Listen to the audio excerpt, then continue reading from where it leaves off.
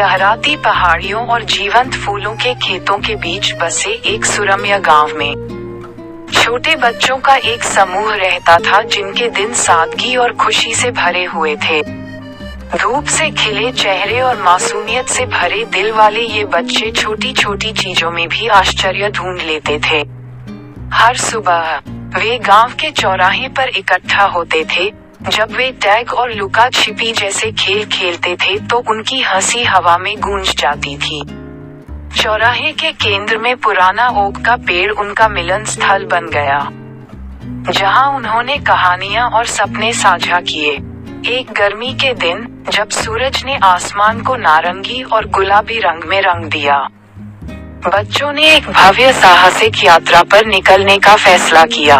घर में बने नक्शों और असीम कल्पना के साथ वे अपने गांव की सीमा से लगे रहस्यमय जंगलों का पता लगाने के लिए निकल पड़े।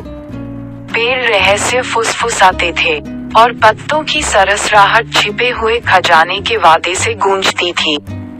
जैसे जैसे वे जंगल में गहराई तक गए, बच्चों को मिलनसार जानवरों का सामना करना पड़ा और वे एक साफ स्थान पर पहुंच गए जहां गोधूली में जुगनू नृत्य कर रहे थे।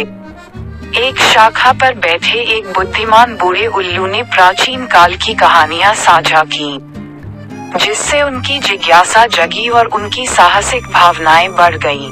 दिन जादुई पलायन में बदल गए। साझा हंसी, खुजलाते घुटनों और नई मित्रता की गर्माहट से भरे हुए।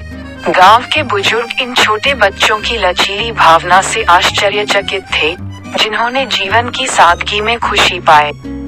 हर शाम तारों से जगमगाते आकाश की चादर के नीचे बच्चे जलती हुई अलाव के चारों ओर इकट्ठा होते थे, पीढ़ियों से चली आ रही कहानियां साझा करते थे और गीत गाते थे।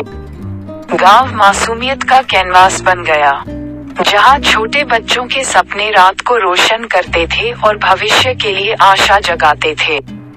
और इसलिए उस विचित्र गांव में छोटे बच्चे अपने बचपन की कशीदे बुनते रहे, उन यादों को चित्रित करते रहे जो जीवन भर बनी रहेंगी।